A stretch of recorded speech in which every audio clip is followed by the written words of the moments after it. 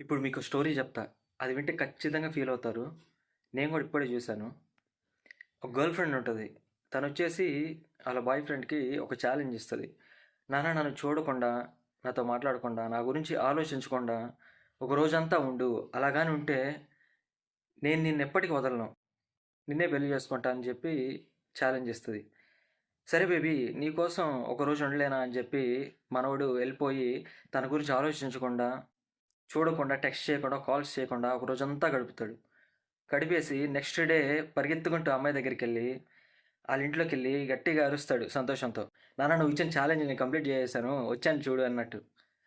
అక్కడ ఎదురుగా చూస్తే ఒక పెట్టెలో ఆ అమ్మాయి శవమై పడుకొని ఉంటుంది. అది చూసి మనోడు షాక్.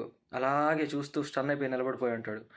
ఆ పెట్టె మీద ఒక స్లిప్ ఉంటుంది. ఆ స్లిప్ ఓపెన్ చేస్తే, నాకు తెలిసిన నాన్న నువ్వు ఈ ఛాలెంజ్ కంప్లీట్ చేస్తుంటావని, ఇలాగే ప్రతిరోజు ఉండు,